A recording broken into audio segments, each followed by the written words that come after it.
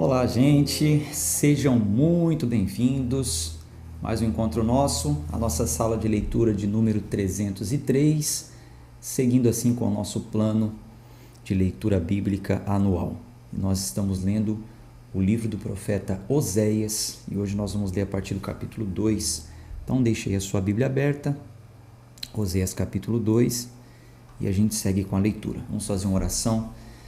Senhor, obrigado por mais uma manhã na Tua presença, mais um encontro com essa família querida, essa família maravilhosa que cresce e vem se consolidando a cada dia. Obrigado, Senhor. Tenho certeza que é o Senhor que tem nos sustentado e feito com que esse clube ele chegue a mais pessoas. E que assim chegue, Senhor, a muito mais, através das gravações que ficam disponíveis. Oro juntamente com os meus irmãos, com as minhas irmãs. Eu sei que nesse momento nós temos orando aqui presbíteros, missionárias, missionários, pastores.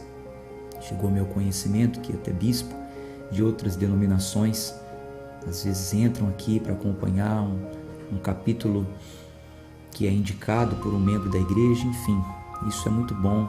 Isso é maravilhoso e mostra que esse encontro aqui não é sobre igreja, não é sobre denominação, sobre placas, mas é sobre a Tua palavra, Senhor. Então, nos dê sabedoria, nos dê entendimento e juntamente com os nossos irmãos, membros de outras denominações, simpatizantes, alguns que no momento estão desigrejados, mas todos nós oramos e pedimos que esse clube de leitura chegue a centenas e milhares e de milhares de pessoas, para que a Tua palavra seja divulgada como ela é, pois é assim que nós temos lido a Bíblia esse ano. A palavra interpretando a palavra, a Bíblia nos contando sobre a própria Bíblia e contando com a ação do Teu Espírito, claro. Oramos em nome de Jesus. Oséias 2, versículo 1. Vamos lá. Dizei a vossos irmãos, a mim e às vossas irmãs, Ruama, pleiteia com a tua mãe, pleiteia, pois ela não é minha esposa, e eu não sou seu marido, e afaste ela afaste ela as suas prostituições da sua vista, e os seus adultérios, e entre os seus seios. Então, mais uma vez aqui, voltando para a história para a gente entender. Essa mulher, ela está representando o povo, representando a nação. Assim como em toda a Bíblia nós vemos essa comparação, como Deus sendo o marido e a mulher sendo a esposa. E aí aqui no caso, o Senhor fala para o profeta casar com uma mulher adúltera, porque é o que o povo estava fazendo. Prostituta, adúltera, o povo estava se prostituindo, o povo estava adulterando. Então aqui os filhos representam a nação, e olha o que ele está falando: pleiteia com a tua mãe, pleiteia, pois ela não é minha esposa. Então quando fala ela não é minha esposa, nós vemos nessa expressão como se houvesse a separação. Ela não é minha esposa. Por causa das prostituições, por causa dos seus adultérios, olha o texto. Pois ela não é minha esposa e eu não sou seu marido. E afaste ela as suas prostituições da sua vista e os seus adultérios de entre os seus seios. Então, os filhos estão representando a nação que deveria pleitear, deveria lutar, deveria persuadir a sua mãe, entre aspas, a liderança da nação, a abandonar as prostituições, a adoração a outros deuses, a infidelidade ao pacto. Então, por isso, o Senhor estava dizendo: ela não é minha mulher, ela não é minha esposa. Então, houve a separação, né? Como a gente viu em toda a história. Versículo 3. Para que eu não a deixe nua, e a ponha como no dia em que nasceu, e a faça como um deserto, e a torne como uma terra seca, e a mate de sede. E eu não terei misericórdia de seus filhos, porque são filhos de prostituições. Porque sua mãe se prostituiu, aquela que os concebeu se comportou vergonhosamente, porque ela disse: irei atrás de meus amantes, que me dão o meu pão e a minha água, a minha lã e o meu linho, o meu óleo e a minha bebida. Os amantes aqui representam os amantes que Israel teve, né? Israel como nação. O Egito, a Assíria, os outros deuses, faziam pactos, né, com outras nações, enfim. Versículo 6. Portanto, eis que cercarei o teu caminho com espinhos, e farei um muro para que ela não ache os seus caminhos. Ela irá atrás de seus amantes, mas não os alcançará. Ela os buscará, mas não os encontrará. Então ela dirá: irei e retornarei ao meu primeiro marido, porque eu estava melhor do que agora. Porquanto ela não sabia que eu lhe dei o grão, e o vinho, e o azeite, e que eu lhe multipliquei a prata e o ouro, que eles prepararam para Baal. Portanto, retornarei e tirarei o meu grão a seu tempo e o meu vinho na sua estação. E reaverei a minha lã e o meu linho, dados para cobrir a sua nudez. E agora descobrirei a sua lascívia diante dos olhos dos seus amantes, e ninguém a livrará da minha mão. E farei com que toda a sua alegria cesse, e os seus dias festivos, as suas luas novas, os seus shabates, e todas as suas festas solenes. Agora você vê que interessante, né? Mesmo o povo estando em pecado, mesmo o povo estando em prostituições, eles mantinham, né, os rituais, né, a falsa religiosidade. Ó, versículo 11. E farei com que toda a sua alegria cesse, os seus dias festivos, as suas luas novas, os seus shabates, as suas festas solenes. Isso eram os rituais cerimoniais dos judeus, né? Mas não fazia sentido, né? Qual o sentido de estar celebrando uma festa solene, as festas das luas novas, os shabates, sendo que todas essas datas foram instituídas, marcando os pactos que o Senhor ia fazendo com o povo ao longo da história, como nós já lemos, como essas festas nasceram. Então, o Senhor estava dizendo aqui que iria fazer cessar, não adianta não, esse culto hipócrita, né? Versículo 12. Estou no capítulo 2, tá? Para quem está perguntando aí. Estou no capítulo 2, versículo 12. Aqui na tela em cima mostra, ó. Se algum dia eu me equivocar, aí vocês olham aqui, ó, e faz chegar bastante comentário para que eu veja. 12. E destruirei as suas vinhas e as suas figueiras, de que ela diz: estas são as minhas recompensas que os meus amantes me deram. Eu, pois, farei delas uma floresta, e as feras do campo as comerão. Eu a visitarei nos seus dias de eu a visitarei nos seus dias de Balaíns, nos quais ela lhes queimou incenso, e se adornou com seus brincos e suas joias, e foi atrás dos seus amantes, e se esqueceu de mim, diz o Senhor. Portanto, eis que eu a atrairei, e a levarei para o deserto, e lhe falarei com carinho. E lhe darei as suas vinhas, dali, e o vale de Acor, por porta de esperança, e ali ela cantará, como nos dias de sua mocidade, e como no dia em que subiu da terra do Egito. E será que naquele dia, diz o Senhor, tu me chamarás de meu marido, e não mais de Baal, pois tirarei os nomes dos Balaíns da sua boca, e não mais serão lembrados pelos seus nomes. E naquele dia farei um pacto para eles com as feras do campo, e com as aves do céu, e com as coisas rastejantes do chão. E da terra quebrarei o arco, e a espada, e a batalha, e os farei deitar em segurança. E eu te desposarei para sempre. Sim, eu te desposarei comigo em justiça, e em juízo, e em benignidade, e em misericórdias. E eu te desposarei também em fidelidade, e tu conhecerás ao Senhor. E acontecerá naquele dia que eu ouvirei, diz o Senhor. Eu ouvirei os céus, e eles ouvirão a terra. E a terra ouvirá o trigo, e ao vinho, e ao azeite, e eles ouvirão Jezreel. E a semearei para mim na terra, e terei misericórdia dela, que não obteve misericórdia. E eu direi àquele que não era meu povo, tu és meu povo, e eles dirão, tu és meu Deus. Então, uma mensagem de esperança, né? Que é característico do livro do profeta de Oséias.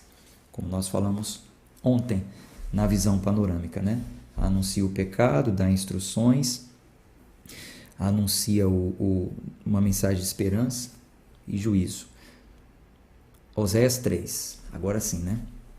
Então o Senhor me disse, vai outra vez, ama uma mulher amada de seu amigo, portanto, uma adúltera, de acordo com o amor do Senhor pelos filhos de Israel, que olham para outros deuses e amam os bolos de uvas. Então, nessa representatividade de Deus como marido, a terra, o povo, a nação como mulher, o profeta como homem de Deus, que casou com uma mulher de prostituições, que cometeu adultério, ainda assim o Senhor está falando, aceita ela outra vez, aceite ela de volta, porque isso aí está representando a mesma coisa que o povo faz comigo. E assim como eu amo os filhos de Israel, com o amor, de acordo com o amor do Senhor pelos filhos de Israel, que olham para outros deuses, então aceite ela de volta também. Da mesma forma que eu aceito o povo de volta, aceite ela de volta também. A gente vê que aqui ela é chamada como uma mulher, não é chamada como esposa. Por quê? Porque ela perdeu os direitos de esposa ao cometer o adultério. Mas ainda assim o Senhor demonstra o seu amor trazendo de volta. Então está sendo de uma forma, no sentido figurado, né? Aplicado na vida do profeta o que o Senhor estaria fazendo com o povo. Versículo 2. Então a comprei para mim por 15 peças de prata e por um homer e meio homer de cevada. E disse a ela, tu ficarás comigo muitos dias, não te prostituirás, nem serás de outro homem. Assim também eu esperarei por ti. Aqui não é dito, no livro não fala com clareza o que aconteceu, por que ele teve que comprar ela. Mas, se aqui está dizendo que ele teve que comprá-la, entendemos que ela estava em dívida. De repente ela se vendeu, né? Numa dessas suas prostituições, se vendeu o próprio corpo para ficar ali como escrava, né? Como criada, enfim. Mas comprei para mim por 15 peças de prata, por um homem, enfim, aqui fala a quantidade. Isso aqui é mais uma forma de revelação de graça, né? Fomos comprados pelo sangue de Jesus, mesmo nós perdendo o direito. Perdemos o direito de esposa, né? Vamos dizer assim, como aconteceu com ela. Mas ainda assim, o Senhor nos chama e ainda paga para nos resgatar. Paga pela nossa dívida. Versículo 4. Porquanto os filhos de Israel ficarão por muitos dias sem um rei, e sem um príncipe, e sem um sacrifício, e sem uma imagem, e sem um éfode, e sem os terafins. Depois, os filhos de Israel retornarão e buscarão ao Senhor seu Deus e a Davi seu rei, e temerão ao Senhor e a sua bondade dos últimos dias. Então, lembrem-se que nós não estamos lendo uma Bíblia em ordem cronológica. Se fosse em ordem cronológica, o livro de Oséias deveria estar antes dos que nós já lemos, né? Então, nós já sabemos essa história aqui, que o povo seria castigado, por um tempo eles ficariam sem templo, sem éfode, sem o sacrifício diário, enfim, estariam vivendo em outra terra, né? Mas depois o Senhor os traria de volta. Vamos para o capítulo 4.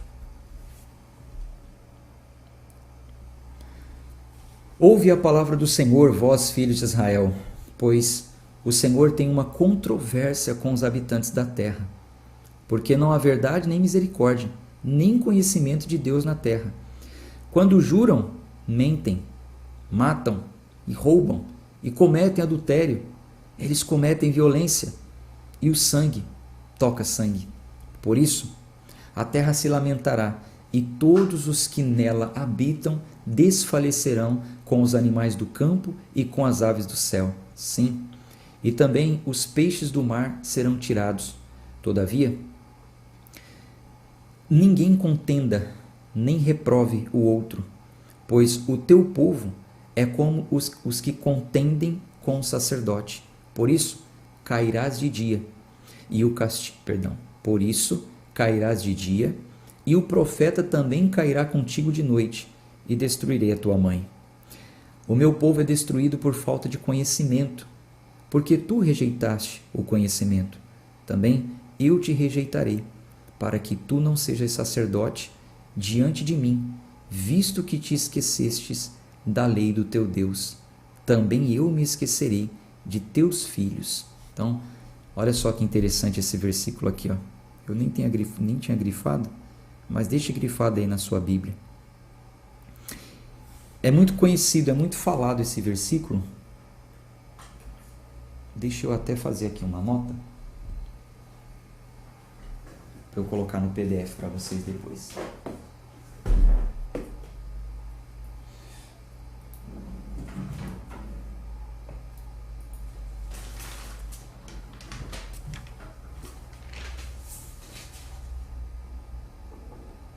Oséias 4, versículo 6. Acredito que a maioria de vocês já ouviram. O meu povo sofre por falta de conhecimento. Tá. Só que a gente não pode parar só por aqui, né? Tirar ele do contexto. Olha o que o contexto está dizendo. O meu povo é destruído por falta de conhecimento, porque tu rejeitaste o conhecimento. Também eu te rejeitarei, para que tu não sejas sacerdote diante de mim, visto que te esquecestes da lei do teu Deus, também eu me esquecerei dos teus filhos. Então tá bom. O povo sofre por falta de conhecimento.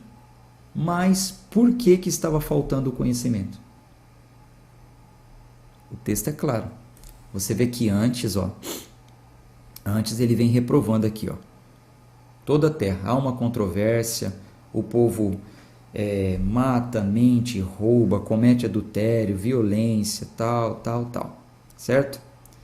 Todavia, ninguém contenda nem reprove o outro, pois o teu povo é como os que contendem com o sacerdote. Olha só, por isso cairás de dia, e o profeta também cairá contigo de noite, e destruirei tua mãe. O meu povo é destruído por falta de conhecimento, porque tu quem?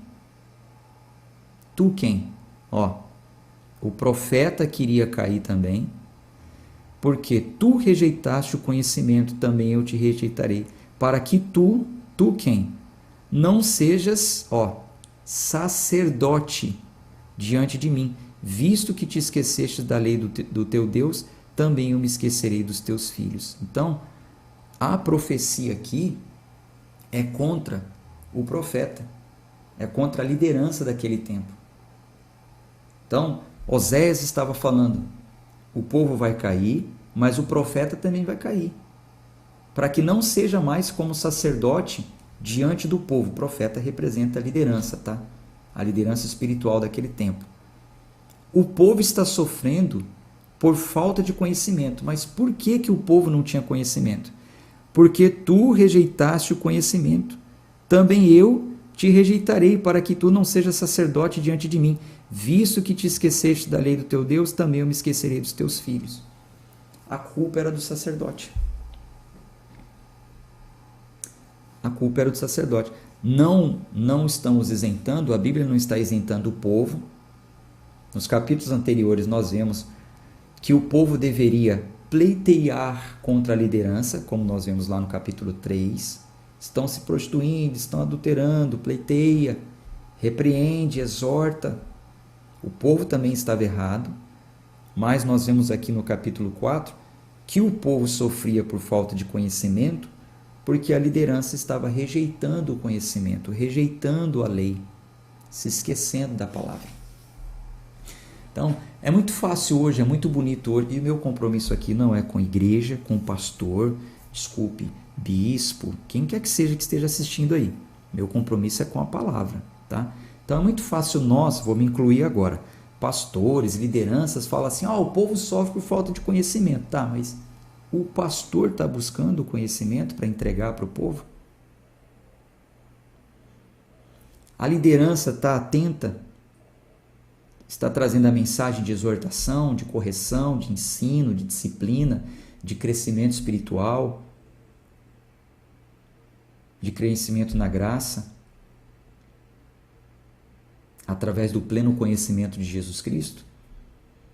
Ou só está preocupado com campanhas, cultos temáticos, encher o ambiente, né? Então, o povo sofre por falta de conhecimento. Por quê? O povo muitas vezes vai aos lugares para ouvir, para aprender, para conhecer. Agora, se não é entregue a palavra genuína, o povo vai sofrer. Então é muito bonito, é muito fácil, né, os líderes falarem, o povo sofre por falta de conhecimento. Tá bom, mas dá o conhecimento. Então, por isso essa profecia aqui foi contra eles também. Como eles se multiplicaram, assim pecaram contra mim. Portanto, eu mudarei a sua glória em vergonha. Eles se alimentam dos pecados do meu povo e colocam o seu coração em sua iniquidade. Olha só, tá vendo? Por isso, tal como o povo, assim é o sacerdote. E os punirei por causa dos seus caminhos, e lhes darei a recompensa das suas obras. Tá vendo? Tal como o povo é o sacerdote. Já ouviu aquela coisa, né? Que o exemplo vem do líder. As pessoas são como são líderes. Segue o líder, segue o exemplo. Então, tal como o povo é o sacerdote. O povo está assim, está em pecado, está em adultério, está cometendo esse monte de coisa, mas porque o sacerdote também tá mal. Perdeu a mão. Não buscou conhecimento. Abandonou a lei. Então, eu lhes darei recompensas das suas obras, pois eles comerão, mas não se fartarão. Se prostituirão, mas não se multiplicarão, porque deixarão de atentar ao Senhor. A prostituição e o vinho e o mosto levam para longe o coração. O meu povo consulta a sua madeira, e a sua vara lhes responde, porque o espírito da prostituição os conduz ao erro. E fornicaram, apartando-se do seu Deus. Sacrificam sobre os cumes dos montes e queimam incenso sobre as colinas debaixo do carvalho e do álamo e do olmeiro, porque a sua sombra é boa. Por isso vossas filhas se prostituem e as vossas esposas cometem adultério. Eu não punirei vossas filhas quando cometerem a prostituição, nem vossas esposas quando cometerem adultério, porque elas mesmas se desviam com prostitutas e sacrificam com meretrizes. Portanto, o povo que não tem entendimento cairá. Embora tu, ó Israel, te prostituas, contudo, não se faça culpado Judá. Não venhas a Gilgal e não subais a Bet-Raven e não jureis dizendo o Senhor vive. Porque Israel se desviou como uma novilha indomável. Agora, o Senhor os alimentará como a um cordeiro num lugar espaçoso. Efraim está entregue aos ídolos. Deixa-o. A sua bebida é amarga. Eles cometeram a prostituição continuamente. Certamente os seus governadores amam a vergonha. Um vento aprendeu em suas asas e se envergonharão por causa dos seus sacrifícios. Se lembrem que a mensagem central de Oséias é para Israel, o reino do norte, né? A mensagem central, vê que ele está falando ali, Israel, Efraim, não vá contaminar Judá, A primeira punição veio para Israel, né? Israel, que muitas vezes tinha sede em Efraim ou em Samaria.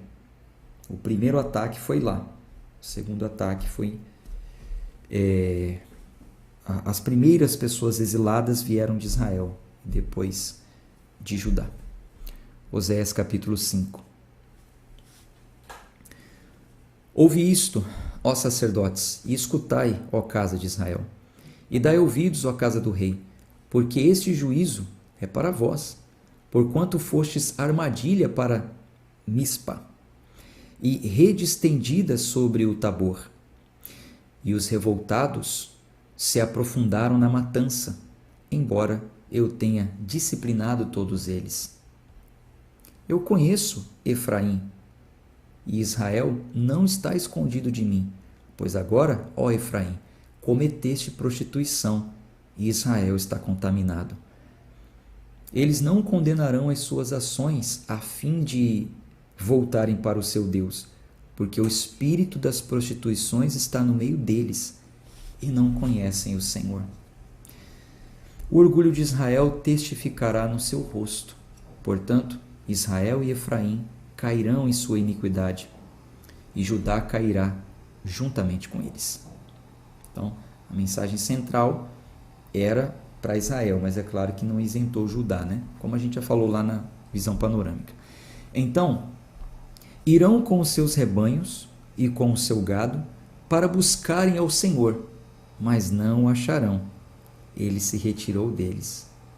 Agora você vê que coisa, né? Mesmo o povo não sendo capaz de se arrepender, como está falando aqui nos versículos anteriores, eles não vão se arrepender. O espírito de prostituições já está no meio deles, e quando fala prostituições, a palavra prostituição na nossa mente, né, a primeira imagem que vem é um homem se deitando com uma mulher ou vice-versa e tal. Mas prostituições aqui está atrelado à idolatria. Toda prática de idolatria é visto por Deus como prostituição, como abandoná-lo como marido, que eu tenho que ser fiel só a ele e me aliar a outras coisas. Vou te dar um exemplo aqui de prostituição. Deus é soberano. Nós cremos que tudo o que acontece está de acordo com a vontade dele. E eu tenho um negócio para fechar. Eu sou um empresário, eu tenho um negócio para fechar. Então, eu que creio em Deus, que Ele é soberano, e que tudo que eu receber dele é por sua graça, por sua bondade e misericórdia, não é porque eu mereço nada.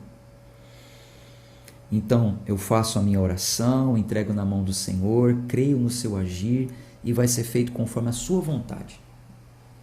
Ele é o meu marido, Ele é o meu Deus, Ele é meu cuidador, Ele sabe o que é melhor para mim, Ele sabe o que eu preciso.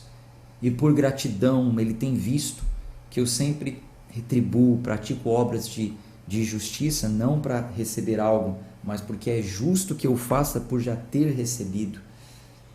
Então esse é o meu relacionamento com Deus.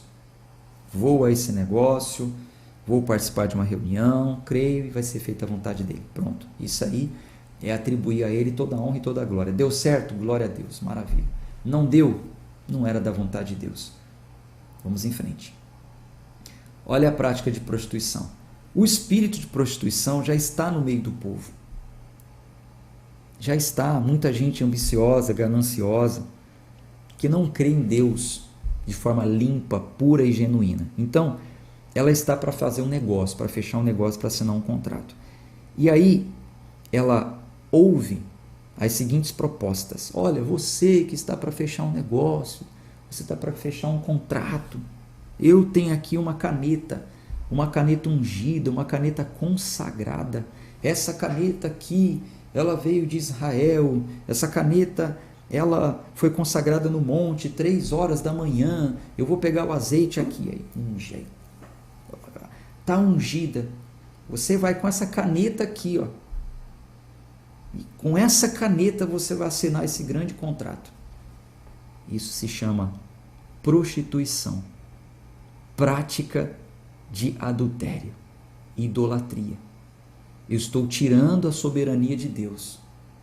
Estou acreditando que a caneta ungida fará parte dessa minha suposta bênção conquistada. Ah, mas foi apresentada a Deus, então não precisa de caneta. Não venha com meias verdades. Entende? Não precisa da madeira, como nós lemos aqui. Não precisa da madeira, não precisa de Baal, de Balaim. Não precisa da fita, enfim, não precisa de nada dessas coisas. Ele é soberano e é só Ele. E Ele é um Deus ciumento, como nós estamos vendo em toda a Bíblia. Não tem imagens de ciúme. Então, é impressionante isso. Mesmo o povo não sendo capaz de se arrepender dos seus pecados, eles ainda queriam buscar a favor do Senhor, levando seus rebanhos, seus gados para buscar ao Senhor. Mas não acharão, ele se retirou deles. Entende?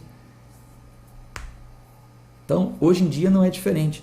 Muitas pessoas também tentam encontrar o favor do Senhor através dessas campanhas, do seu dinheiro, das suas práticas sacrificiais, mas essas coisas não nos justificam, não nos tornam merecedores de bênção alguma.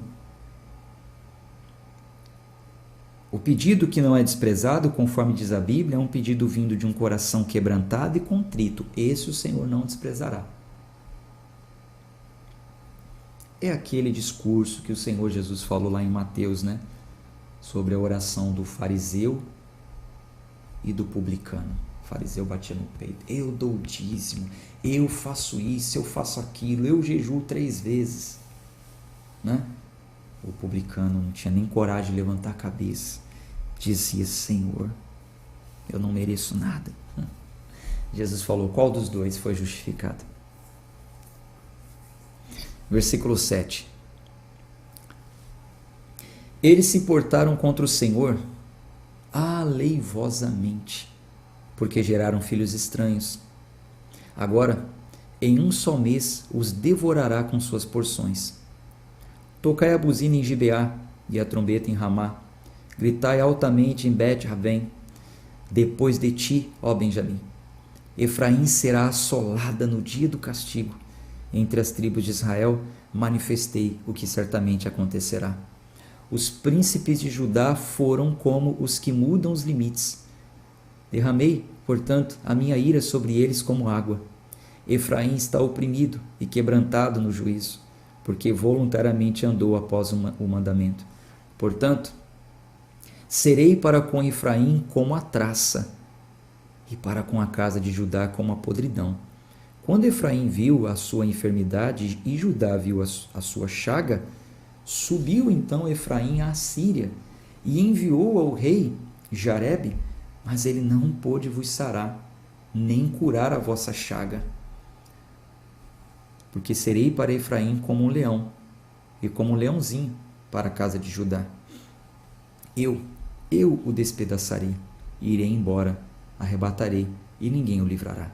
Irei e retornarei ao meu lugar, até que reconheçam a sua ofensa, e busquem a minha face. Na sua aflição, buscar-me-ão cedo. Vamos para o capítulo 6 e a gente conclui hoje aqui. O capítulo 6 aqui é uma mensagem de esperança. Ela mostra a todos que qualquer castigo de Deus, inclusive a morte, se houver arrependimento, poderá ser revertido. Se houver arrependimento, a gente vai ver aqui nessa mensagem de esperança, e finaliza com uma promessa messiânica. Vamos ver aqui. Oséias 6, versículo 1. Vinde, voltemos ao Senhor, porque Ele despedaçou e nos curará, feriu e nos atará.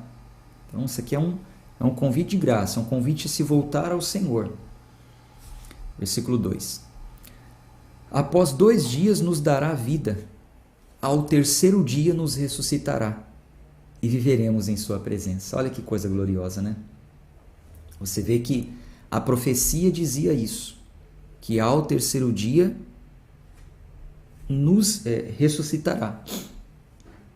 E o apóstolo Paulo, ele entendeu isso lá nas suas cartas, quando fala, né, que nós ressuscitamos com ele.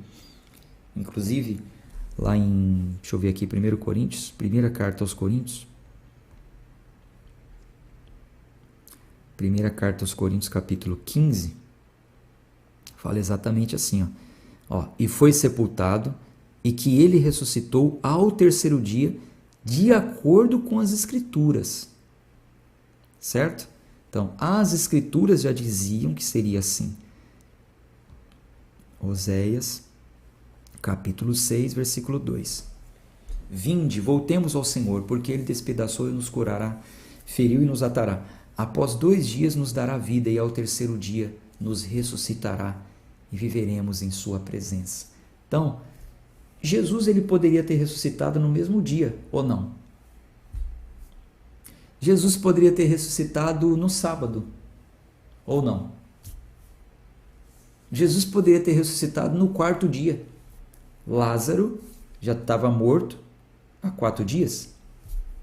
Só que as profecias diziam que seria no terceiro dia. Então Jesus teria que cumprir as profecias. Jesus teria que fazer conforme estava escrito. Porque aí a Bíblia vai comprovando a Bíblia. Esses feitos que foram acontecendo vão mostrando que realmente é verdade, ele é o Messias. É tudo conforme estava escrito, tudo apontava para Cristo. Então conheceremos, se prosseguirmos em conhecer o Senhor. A sua saída está preparada como a manhã, e ele virá a nós como a chuva, como chuva serôdia e temporã, que regam a terra. Ó Efraim, que te farei? Ó Judá, que te farei? Porque a vossa benignidade é como a nuvem da manhã, e como o orvalho da madrugada que cedo passa. Por isso, os abati pelos profetas, e os matei pelas palavras da minha boca, e os teus juízos são como a luz que sai, porquanto eu desejei a misericórdia, e não sacrifício, e o conhecimento de Deus, mais do que as ofertas queimadas. Mas eles, como os homens, transgrediram o pacto. Eles se portaram aleivosamente contra mim. Então, não é que o Senhor estava contra os rituais cerimoniais, foi o próprio Senhor que instituiu. Mas ele desejava muito mais que eles buscassem o conhecimento, se consertassem, fossem fiéis à lei, à palavra, ao pacto, do que ficasse apenas apresentando, né? É como Jesus também no seu discurso contra o falso ensino religioso da época, ele disse: ai de vós, escribas e fariseus, porque vocês fazem isso, aquilo outro, mas desprezam o juízo, a misericórdia. Dão dízimo do entro, do hortelã, do cominho, mas despreza isso, enfim. Entendam isso, quando Jesus disse também lá, vocês precisam entender o que quer dizer misericórdia quero e não sacrifício. Misericórdia quero, sacrifício não. A Bíblia é maravilhosa, gente. O problema é que o espírito do erro está no meio do povo, né? O espírito da prostituição, do egoísmo, da avareza, da barganha. Infelizmente. Versículo 8. Gileade é a cidade dos que praticam iniquidade e está poluída com sangue e com as tropas de salteadores. Esperam por um homem. Assim a companhia dos sacerdotes que matam no caminho, no mesmo consenso, pois eles cometem lascívia. Viu uma coisa horrível na casa de Israel. Ali está a prostituição de Efraim. Israel está contaminado. Também para ti, ó Judá, foi determinada uma colheita, quando eu reverti o cativeiro do meu povo. Bom, a gente para por aqui. Já falamos bastante hoje, né? Tem bastante assunto para assimilar. Amanhã a gente continua, se Deus quiser. Um abraço, gente, de fé e força.